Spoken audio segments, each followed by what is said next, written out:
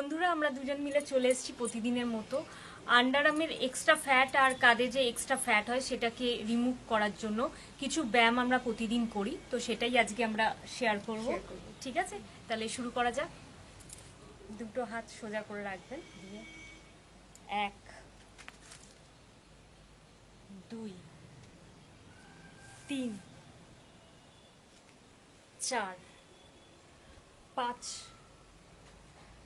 6 7 8 9